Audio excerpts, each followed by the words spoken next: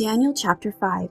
Belshazzar the king made a great feast for 1,000 of his lords, and drank wine in the presence of the 1,000. While he tasted the wine, Belshazzar gave the command to bring the gold and silver vessels which his father Nebuchadnezzar had taken from the temple which had been in Jerusalem, that the king and his lords, his wives and his concubines might drink from them.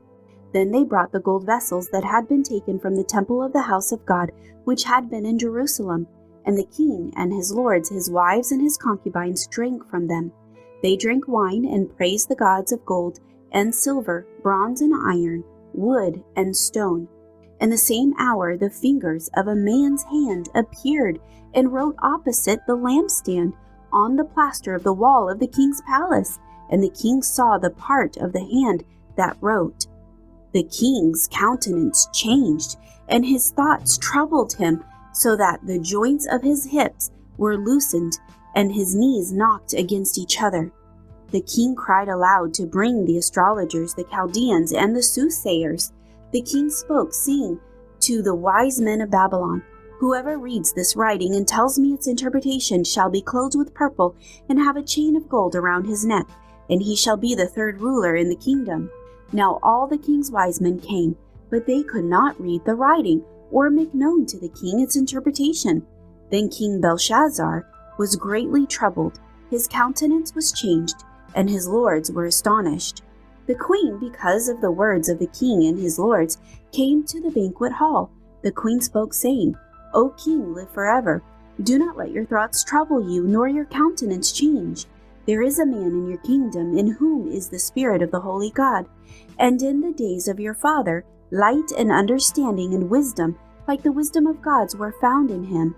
And King Nebuchadnezzar, your father the king, made him chief of the magicians, astrologers, Chaldeans, and soothsayers. Inasmuch as an excellent spirit, knowledge, understanding, interpreting dreams, solving riddles, and explaining enigmas were found in this Daniel, whom the king named Belteshazzar. Now let Daniel be called, and he will give the interpretation." Then Daniel was brought in before the king. The king spoke and said to Daniel, "Are you that Daniel, who is one of the captives from Judah, whom my father the king brought from Judah?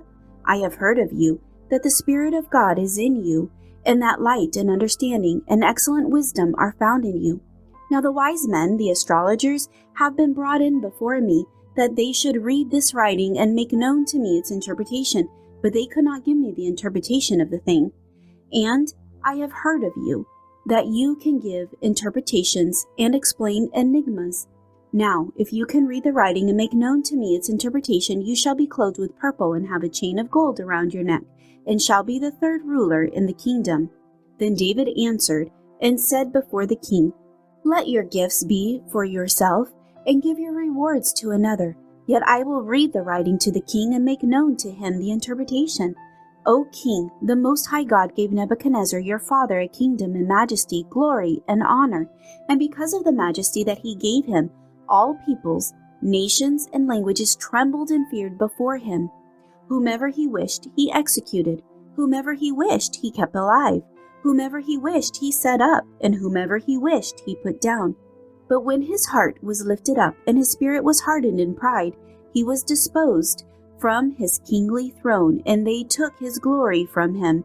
Then he was driven from the sons of men, his heart was made like the beasts, and his dwelling was with the wild donkeys. They fed him with grass like oxen, and his body was wet with the dew of heaven, till he knew that the Most High God rules in the kingdom of men, and appoints over it whomever he chooses. But you, his son, Belshazzar, have not humbled your heart, although you knew all this, and you have lifted yourself up against the Lord of heaven. They have brought the vessels of his house before you, and you and your lords, your wives and your concubines, have drunk wine from them. And you have praised the gods of silver and gold and bronze and iron, wood and stone, which do not see or hear or know, and the God who holds your breath in his hand and owns all your ways, you have not glorified. Then the fingers of the hand were sent from him, and his writing was written, and this is the inscription that was written: Mene, Mene, Tekel, Upharsin. This is the interpretation of each word. Mene, God has numbered your kingdom and finished it. Tekel, you have been weighed in the balances and found wanting. Peres, your kingdom has been divided and given to the Medes and Persians. Then Belshazzar gave the command, and they clothed Daniel with purple and put a chain of gold around his neck, and made a proclamation concerning him that he should be the third ruler in the kingdom.